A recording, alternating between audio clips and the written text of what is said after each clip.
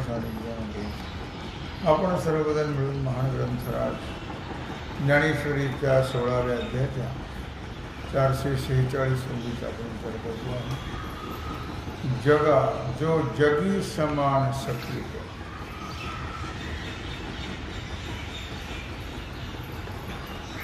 जगामध्ये जो सर्व प्राणीमात्राबद्दल समान आहे, कृपाळू आहे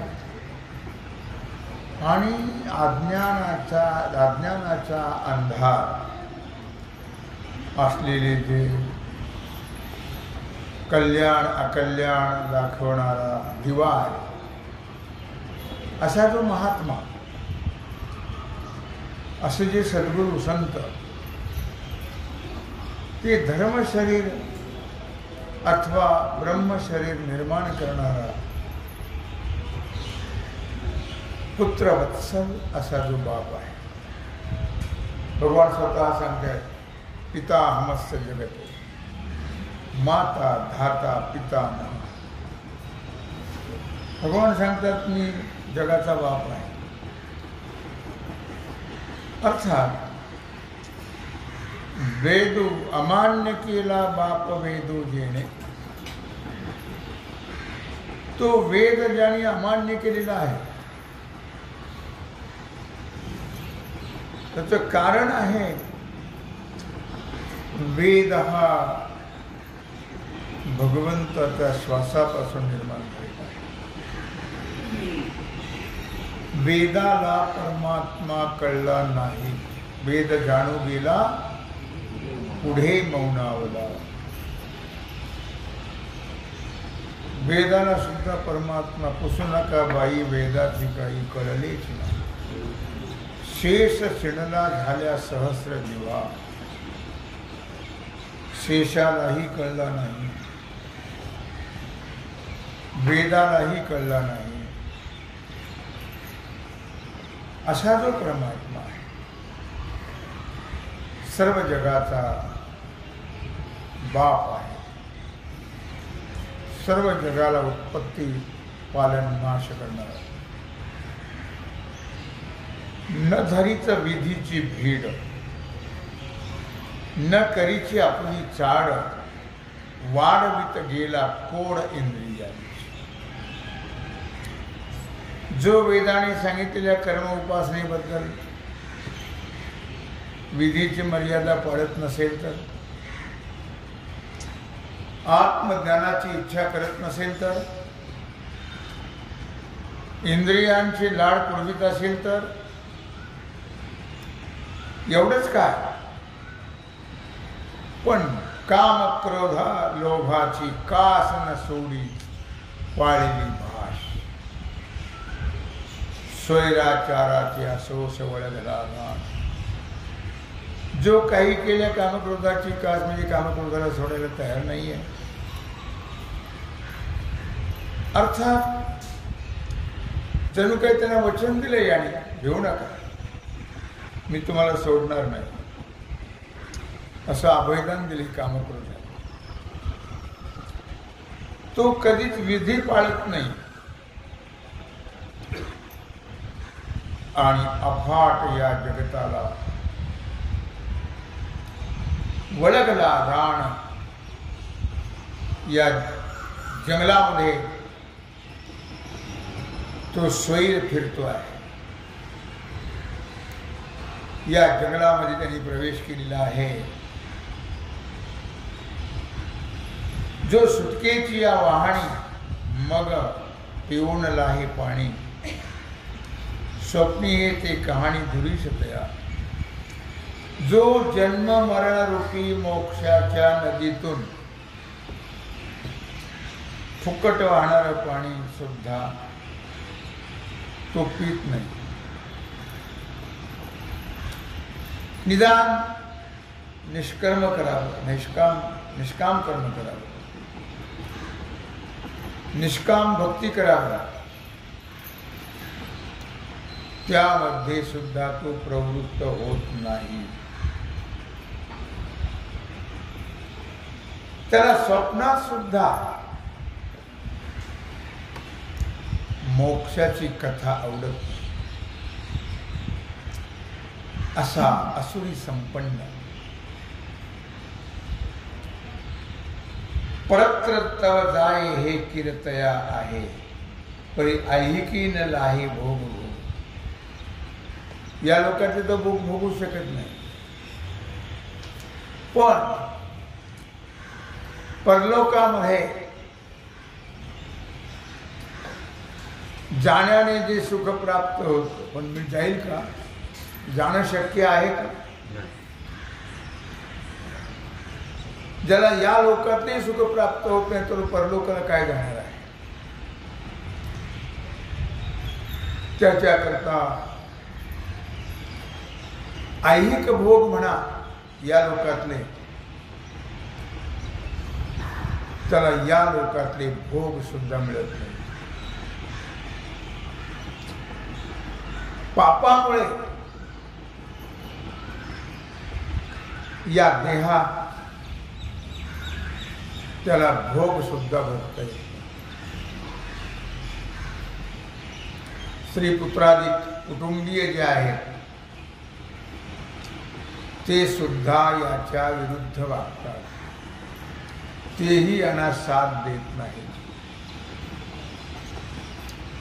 धनाचा नाश होतो. त्यामुळे असुरी लोकांना ऐहिक भोग सुद्धा प्राप्त होणं शक्य नाही. त्याला दृष्टांत दिला. तरी माशा लागे भुलला ब्राह्मण पान बुडा निघाला ते तेथही कावला नास्तिक वाद. माशा लागी भुलला, मासे खाण्याच्या लोभाने एक ब्राह्मण कोळ्याच्या जातीमध्ये गेला. पण तिथं सुद्धा हा मासे खाणारा नास्तिक ब्राह्मण आहे असं कोणी म्हणू लागलं. त्यामुळे तो नास्तिक प्रवादाला प्राप्त झाला.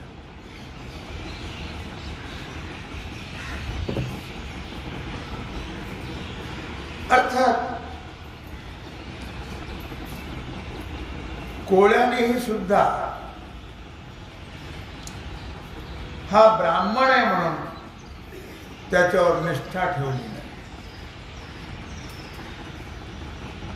असुरी लोकांचा विचार झालेला आहे.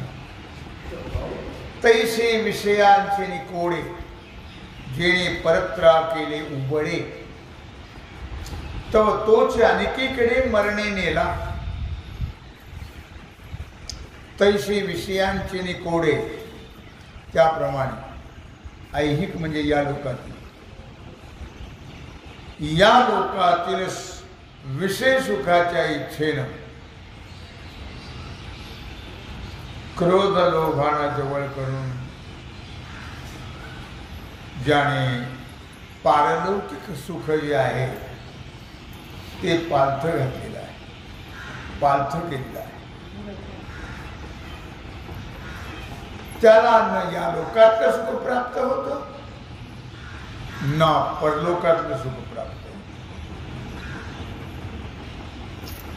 ऐहिक सुखाच्या भरभराटीमध्ये तो येतो न येतो तोच त्याला मरण प्राप्त होतं. आणि भलतीकडे भलत्या योनीला त्याला नेल्या जात. नरक प्राप्त होतो. सर्पयोनी, व्याघ्रयोनी, विंचू अशा प्रकारच्या योनीकडे त्याला नेल्या जात. असं तर ना या हा लोक ना परलोक. एवं परत्र ना स्वर्ग ना ऐहिकही विषय भोग. याप्रमाणे तो असुरी जो आहे जिथं पारलौकिक स्वर्ग सुखही त्याला मिळत नाही, स्वर्गालाही तू जाऊ शकत नाही, विषय भोग सुद्धा तो भोगू शकत नाही. मग मोक्ष तर नाहीच. मोक्षाची गोष्ट तर फार लांब आहे. अशा असुरी लोकांना म्हणून कामाचे निबळे, जो विषय सेव पाहे सळे, तया विषय ना स्वर्ग मिळे, ना उद्धरे. म्हणून या विकाराच्या साह्याने, या विकाराच्या सामर्थ्याने काम क्रोध लोभाधिक जो विषयाचं सेवन करून पाहतो आहे, पण त्याला आई सुख प्राप्त होत नाही, मिळत नाही. जन्म मरणरूपी दुःखातून तो सुटल्या जात नाही, त्याचा उद्धारही होत नाही.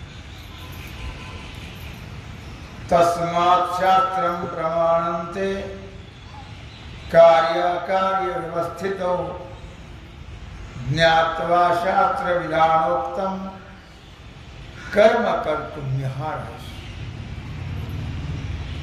16व्या अध्यायातला हा 24वा श्लोक आहे. भगवान श्रीकृष्ण परमात्मा अर्जुनाला सांगता आहे, तस्मात् शास्त्रं प्रमाण, ते कार्याकार्य व्यवस्थित. अर्जुना, कर म्हणून सांगितलेला विधी आणि करू नको म्हणून सांगितलेला निषेध. विधी म्हणजे करा, निषेध म्हणजे करू नका.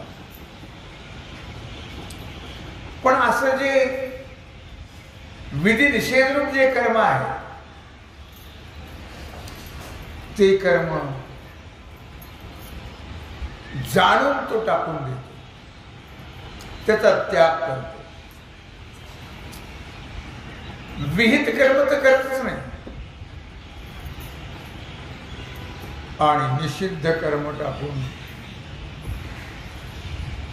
त्याला सन्मार्गाची प्राप्ती होते. तो या लोकांमध्ये करण्यामध्ये काय योग्य आहे त्याला योग्यही कळत नाही, अयोग्यही कळत नाही, शुभही कळत नाही, अशुभही कळत नाही, विधी कळत नाही, निषेधही कळत नाही. या कारणे गा बापा, जया आथी आपुली कृपा, तेने वेदाची निरोपा आनन किजे. आणि म्हणून बाबा अर्जुना, भगवान म्हणतात, जसं नाथाने सुद्धा म्हणते हरिपाठात, करा रे बापानो साधन हरीचे, करा रे बापानो साधन हरीचे, जन करणीचे करून का जेणे नाही जन्म, यमाची यातना ऐशी साधना, करा रे बापानो. म्हणजे बाबानो करा, हा साधन करा, हरीचं साधन करा, हरीला प्राप्त करून घ्या, की ज्याच्यामुळे जन्म मरणाची प्राप्ती होणार नाही. तसंही तर भगवान सांगताय, या कारणे पै बाप्पा, हे बाबा, जया आथी आपुली कृपा, ज्याला आपलं कल्याण व्हावं असं वाटतं, ज्याला कल्याणाची, उद्धाराची, मोक्षाची तीव्र तळमळ आहे, ज्याला आपल्याबद्दल कृपा आहे, त्याने वेदाच्या प्रमाणाला अप्रमाण मानतो. वेदाने जो उपदेश केलेला आहे त्या उपदेशाला अप्रमाण मानू नये.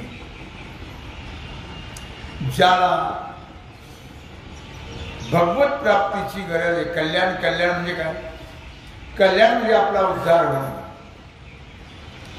कल्याण म्हणजे मोक्ष प्राप्त होणं, कल्याण म्हणजे आत्मस्वरूपाची प्राप्ती होणं, याचं नाव कल्याण आहे. जगामध्ये लोक जरी बोलत असले कल्याण हो तुमचं, कल्याण त्यांना कळतच नाही काय, आशीर्वाद देतात तुमचं कल्याण. अरे कल्याण तुला तरी कळलंय का? कल्याण हो म्हणजे काय व्हावं? बापरीचं सगळ्या प्रारब्धाप्रमाणे घडते. तुमच्या आशीर्वादाने त्याला काही होते, मिळते काही नाही. कल्याणाचा अर्थ आहे भगवत प्राप्ती किंवा स्वस्वरूपाची प्राप्ती म्हणा, मोक्ष म्हणा, त्याला कल्याण म्हटलेलं आहे. जगाच्या कल्याणा संतांच्या विधी. जगाचं कल्याण म्हणजे काय? पोरं बाळ देणं, धनद्रव्य देणं, याला कल्याण म्हणत नाही. कल्याण म्हणजे जगाचा उद्धार, जगाला स्वस्वरूपाची प्राप्ती व्हावी आणि जन्म मरणाचं दुःख समाप्त व्हावं, याच्याकरता जगाच्या कल्याणा संतांच्या विभूती देह कष्टविती परोपकारी तो दृष्टांत दिलेला आहे. पती जिया मता आणि सरोणी चाली ती पतिव्रता, अनायासे आत्महिता भेटेची ती पतिव्रता. जशी पतीच्या मनाप्रमाणे वागते, आपल्या मनाप्रमाणे पतीला वागव, तर तिला ते पतिव्रता म्हणत नाही. पतिवर्तन ती खालती, तिला पतिव्रता म्हणत नाही. पतीच्या मताने वागणारी जी आहे, पतीच्या सांगण्याप्रमाणे जी वागते, तिला पतिव्रता असं म्हटलं आहे. ती पतिव्रता आपल्या पतीचं काय मनोगत आहे ते मनोगत जाणून वागते आणि म्हणून सहजच तिचं कल्याण होतं. सहजच ती सोहिताला प्राप्त होते, तिचा उद्धार. नातरी श्री गुरु वचना दिठी देत जतना, शिष्य आत्मभुवना माझी पैसे. नातरी श्री गुरु वचना, किंवा जसं पतीच्या मनोगताप्रमाणे पत्नीने वागावं,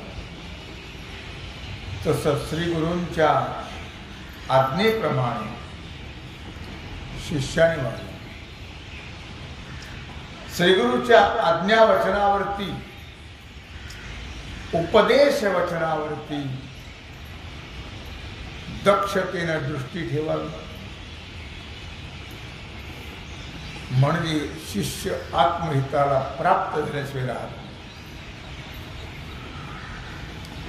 हे असो आपुला ठेवा, हाता आथी जरी यावा, तरी आधारे जीवी दिवा पुढा कीजे.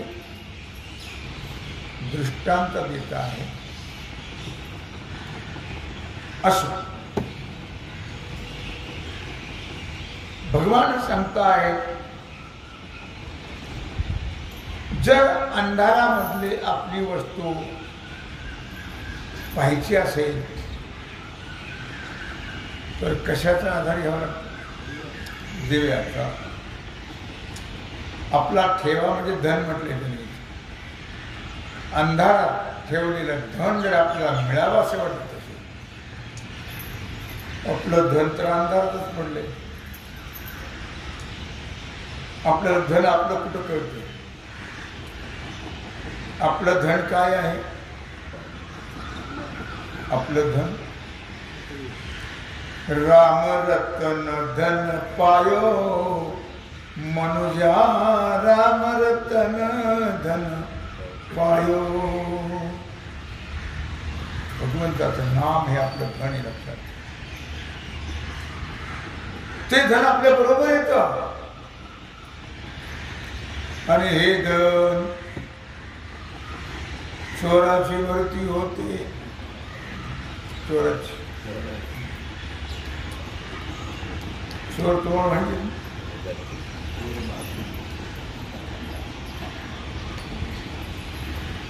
बाहेरचं काय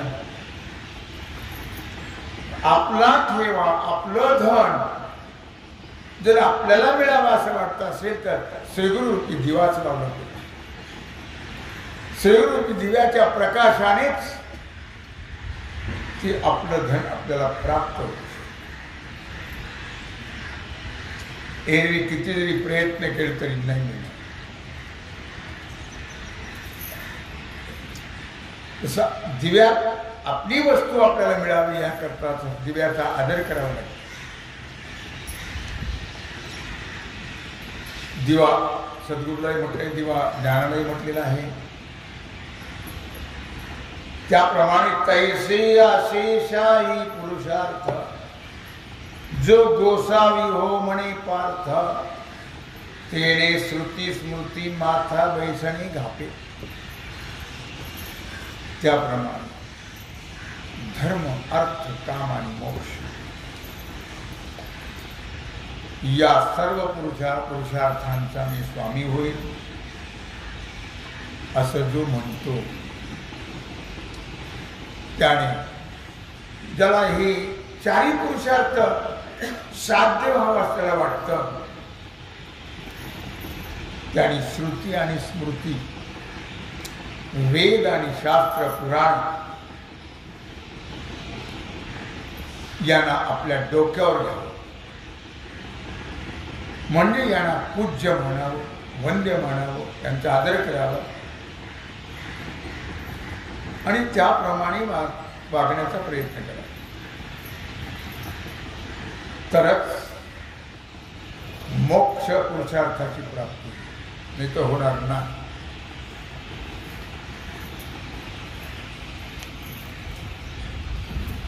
शास्त्र म्हणेल जे सांडावे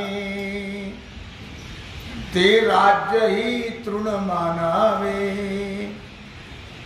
जे घेवविते न म्हणावे विषयी विरू.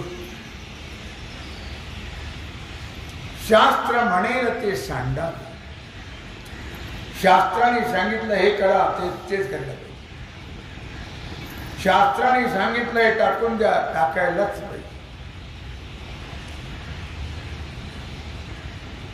असुरीचा व्यवहार तर उलटा आहे. शास्त्राने सांगितलं जे राज्य ही तृण मानावे हे राज्य सुद्धा गवताच्या काळीप्रमाणे तुच्छ मानावे. संसारात विचारत काम बोलायचं संसारात तो कोण लेखे संसारात तो कोण लेखे आम्हा सखी हरिजन संसारात तो कोण लेखे. संसारात काय तुम्ही संसाराला कोण मोजतो. परमार्थ तत्व ज्याला कळालेला आहे तो संसाराला मोजत नाही.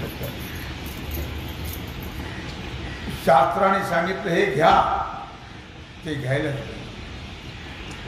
शास्त्राने सांगितलं हे टाका टाकायला. शास्त्राने सांगितलं वीज घ्या घ्यायला पाहिजे.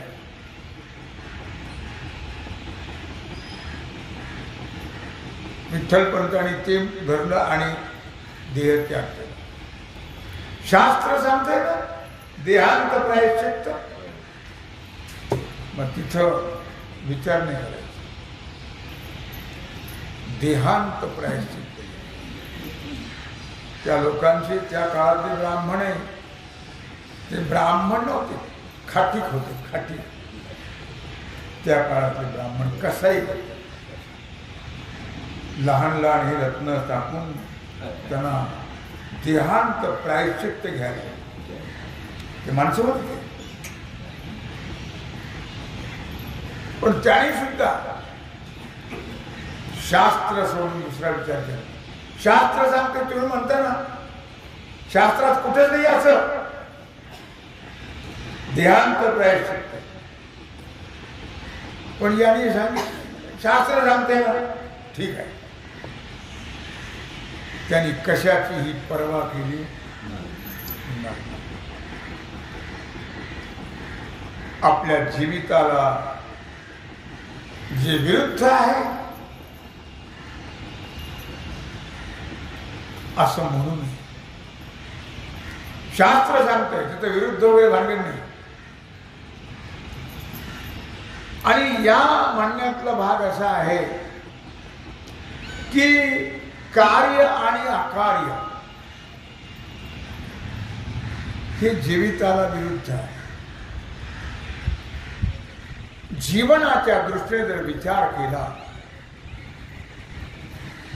तर सर्व विरुद्धच आहे. अर्थात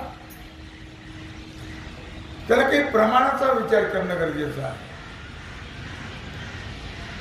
प्रमाण किती आहे? 6. प्रत्यक्ष, अनुमान, उपमान, प्रत्यक्ष, अनुमान, शब्द, उपमान, अर्थापत्ती आणि अनुपलब्धी, हे 6 प्रकारचे प्रमाण आहे. अर्थात यापैकी कोणतं प्रमाण आहे मानावं हे कळलं पाहिजे. या शंकेच्या समाधानाकरता सांगतायत की शास्त्र हे एकमेव प्रमाण आहे. शास्त्र म्हणेल ते सांगावे. याचं कारण कोणत्या काळातली कोणत्या विषयाचं कोणत्या प्रकाराने अचूक ज्ञान संपादन करावं हे शास्त्र सांगतं. शास्त्राशिवाय कोणत्याही गोष्टी कळत नाहीत. मातात सयत मायांति प्रसंस्था समुद्यात अर्धप्रवाय प्रदाय पार्थेभ्यो महती श्रियमाप्नुहि.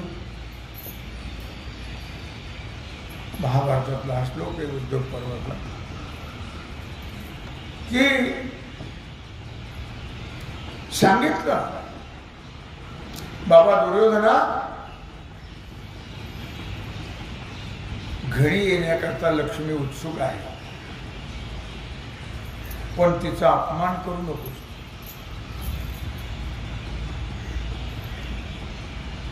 याचा अर्थ असा की तो पांडवांना अर्ध राज्य दे,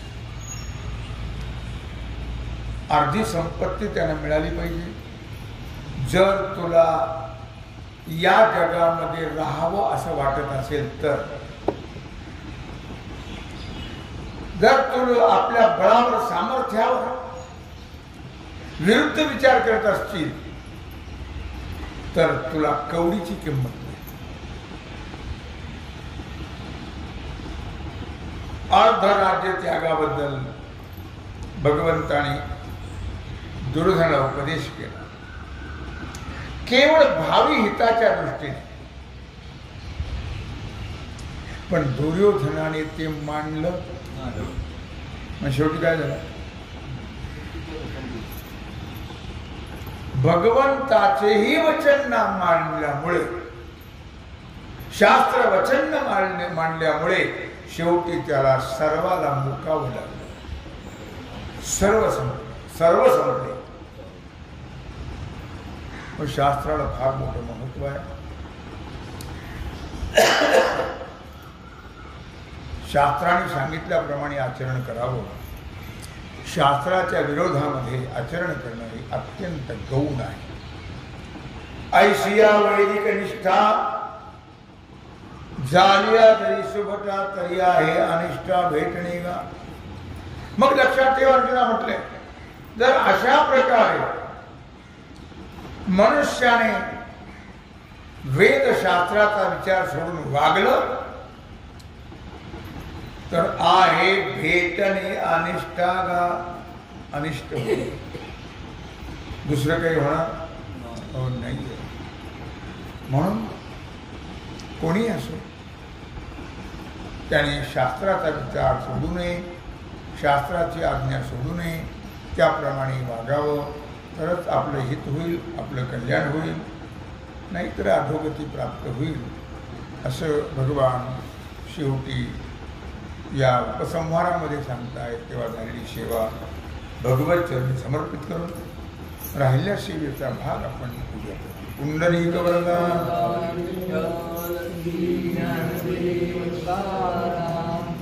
ओम नमः पार्वती पतये हर हर महादेव.